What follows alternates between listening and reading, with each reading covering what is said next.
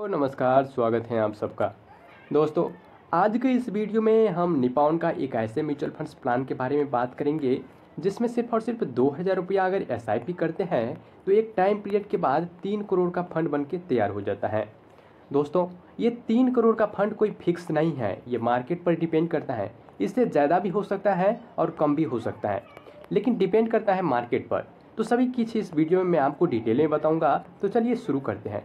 शुरू करने से पहले अगर आपने चैनल को सब्सक्राइब नहीं किया है तो सब्सक्राइब कर ले, ताकि आने वाले हर वीडियो का नोटिफिकेशन आपको मिलता रहे। दोस्तों, ये जो फंड है यहाँ पर देखिए कि निपॉन का है, इसका नाम है Nippon India small cap fund और ये डायरेक्ट ग्रोथ प्लान है।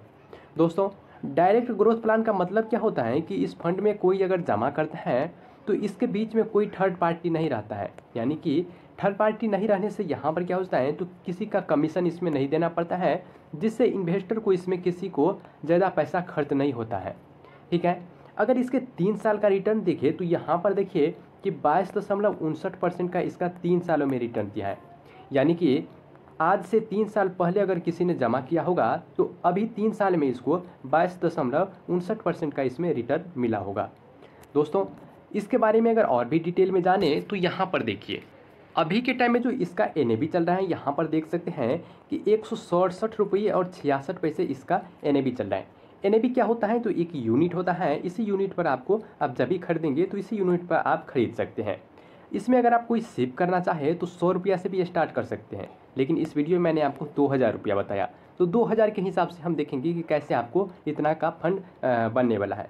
इसकी अगर रेटिंग की बात करें तो यहाँ पर देखिए इसको 4 स्टार रेटिंग मिला है, जो कि अच्छा है। और इसका फंड साइज यहाँ पर देखिए कि 50,826.29 करोड़ रुपया इसका फंड साइज है। अब फंड साइज का मतलब क्या होता है कि इतना करोड़ रुपया अभी तक इसमें लोगों ने इसमें इन्वेस्ट कर दिया है। इसके जो होल्डिंग की बात करें तो यहाँ पर देखिए कि इसका जो होल्डिंग है 233 कंपनियों में है। और 233 कंपनी कौन कौन सी हैं यहाँ पर इसका नाम भी देख सकते हैं। HDFC, बहुत सारे ऐसी कंपनी हैं जिसमें इसका होल्डिंग लगा है।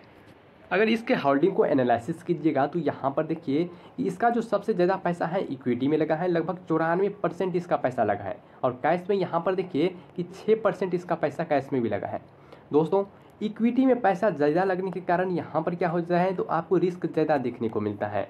ठीक है। तो अगर आप अपना रिस्कोमीटर के हिसाब से देखिए कि आप इसमें रिस्क लेने के लायक हैं कि नहीं।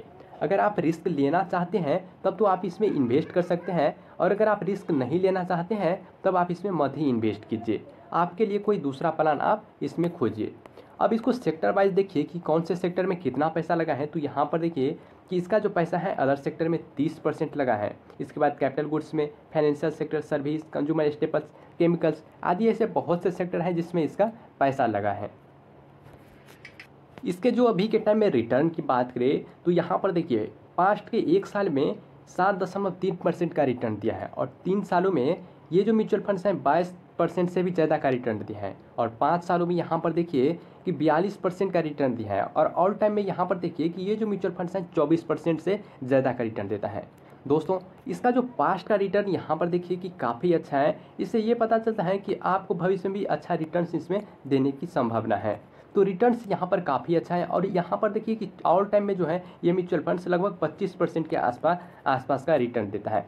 तो यहाँ पर हम मान कर चलते हैं कि अगर आपको 20% का एनुअलाइज रिटर्न देता है तो इस हिसाब से अगर 2000 रुपया इसमें कोई एसआईपी करते हैं तो एक टाइम पीरियड के बाद 3 करोड़ से भी ज़्यादा का फंड बनता है। अब इसमें समय कितना लगेगा ये भी हम आपको कैलकुलेशन करके दिखाएंगे, लेकिन सबसे पहले यहाँ पर देखिए इसमें जो अगर कोई इन्वेस्ट करता है तो इसमें एक्सपेंस रेशियो देना पड़ता है। और एक्सपेंस रेशियो कितना है, 1% से कम है, 0.73% है। साथ ही इसमें आपको एग्जिट लॉट भी लगता है। एग्जिट लॉट कितना लगता है, 1% आपको लगता है।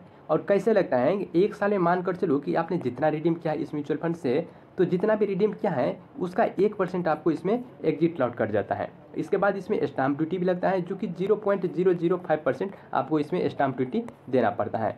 साथ ही इसमें टैक्स भी आपको देना पड़ता है। टैक्स के लिए इसमें 2 प्रकार से नियम काम करता है, एक तो शॉर्ट टर्म के लिए, एक तो लॉन्ग टर्म के लिए। तो शॉर्ट टर्म के लिए यहाँ पर आपको शॉर्ट टर्म में अगर आपका टैक्स लगेगा तो शॉर्ट टर्म वाला, और लॉन्ग टर्म में लगेगा तो लॉन्ग टर्म वाला आपको इसमें टैक्स लगेगा। इसको आप डिटेल में यहाँ पर नीचे में भी देख सकते हैं। आपको टैक्स का जो नियम है इसमें मैंने आपको फुली बता दिया। अब चलिए इसको कैलकुलेशन करके हम देखते हैं कि कैसे आपको 2000 रुपया SIP करने से 3 करोड़ का फंड बनेगा इसमें। तो यहाँ पर देखिए हमने SIP का कैलकुलेटर ओपन कर लिया है और यहाँ पर जो हमारा मंथली इन्वेस्टमेंट होने वाला है 2000 रुपया होने वाला है। और इसमें एक्सपेक्टेड रिटर्न की बात करें तो यहाँ पर आपको 20% का एक्सपेक्टेड रिटर्न हमने मानकर चला है, लेकिन इसमें आपको एक्सपेक्टेड रिटर्न है ज़्यादा मिलता है। कितना मिलता है तो इसमें मैंने आपको दिखाया कि आपको 25% के आसपास आपको एक्सपेक्टेड रिटर्न मिलता है। और यहाँ पर हम जो 20% का रिटर्न मान कर चले हैं इससे आपको ज़्यादा भी मिलेगा और इससे कम भी मिलेगा, लेकिन ज़्यादातर चांस है कि इसमें आपको 25% का देता है तो 20% आप मान कर चल सकते हैं। तो इसके अनुसार अगर कोई 10 साल तक इसमें इन्वेस्ट करता है तो यहाँ पर देखिए इसका जो इन्वेस्टमेंट कितना होता है 2,40,000 रुपया इसमें इन्वेस्ट कर देता है। साथ ही इसको जो रिटर्न मिलता है 4,48,000 रुपये का इसका रिटर्न बन के तैयार हो जाता है। और टोटल फंड यहाँ पर देखें तो 6,88,000 रुपये का यानी कि 7 लाख के आसपास का फंड इसमें बन के तैयार हो जाता है। कितना तो 2,40,000 रुपये इन्वेस्ट के बदले। लेकिन इसी में अगर कोई 15 साल तक इन्वेस्ट करता है तो यहाँ पर देखिए कि हमने 15 साल यहाँ पर कर दिया है और 15 साल में जो इसका इन्वेस्टमेंट होने वाला है 3,60,000 रुपया होता है और इसके बदले जो इसको रिटर्न मिलता है 15 लाख रुपये का इसका रिटर्न बन के तैयार हो जाता है।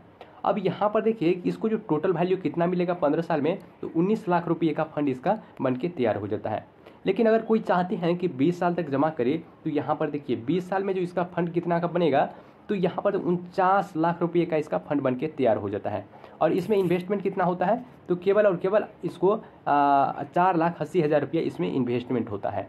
लेकिन इसको अगर कोई 25 साल तक जमा करता है तो यहाँ पर देखिए 25 साल में जो इसका 1,25,00,000 रुपये का फंड बन के तैयार हो जाता है। और इन्वेस्टमेंट कितना होता है तो सिर्फ और सिर्फ 6 लाख रुपया इसमें इन्वेस्टमेंट होता है। और इसको अगर कोई 30 साल तक जमा कर देता है तो यहाँ पर देखिए कि 30 साल में आपका कितना बड़ा फंड बन के तैयार हो जाता है। तो यहाँ पर हमने समय को 30 साल कर दिया है और 30 साल में देखिए कि 7,20,000 रुपया इन्वेस्ट करता है और इसमें होता कितना है तो यहाँ पर देखिए कि 3 करोड़ से भी ज़्यादा का फंड बन के तैयार हो जाता है। दोस्तों म्यूचुअल फंड्स में क्या होता है कि इसमें जितना आप लॉन्ग टर्म के लिए इसमें अगर आप इन्वेस्ट करेंगे उतना बड़ा आपका फंड बन के तैयार हो जाता है। लेकिन कई लोगों को ऐसा लगता है कि जो 30 साल है इतने दिन में कि क्या होगा, यानी कि ये 3 करोड़ के आसपास का फंड है इसका वैल्यू कितना हो जाएगा। तो देखो 3 करोड़ का जो आसपास का जो फंड बन के तैयार हुआ है 30 साल के बाद इसमें क्या होगा तो आपको इतना बड़ा फंड मिलेगा तो इसमें से टैक्स वुक्स काट के भी आपको बहुत अच्छा रिटर्न मिलेगा। और वैल्यू की बात करें तो वैल्यू आपको जो अभी के टाइम के हिसाब से आपको कहीं गुना इसमें ज़्यादा का वैल्यू रहबे करेगा। ठीक है, तो म्यूचुअल फंड्स में अगर आप इन्वेस्ट करना चाहते हैं तब तो आपको लॉन्ग टर्म में ही आपको अच्छा इसमें रिटर्न मिलेबल है। अगर आप शॉर्ट टर्म के लिए जमा करते हैं तब तो आपके लिए म्यूचुअल फंड्स बेस्ट नहीं है। आप किसी भी बैंक में जाकर के आप इन्वेस्ट कर सकते हैं जिसमें आपको थोड़ा बहुत रिटर्न मिल जाएगा ना के बराबर। तो आई होप कि ये जो जानकारी है आपको पसंद आया होगा और पसंद आया तो वीडियो को लाइक कीजिए, चैनल सब्सक्राइब कीजिए एंड अपने दोस्तों को शेयर कीजिए।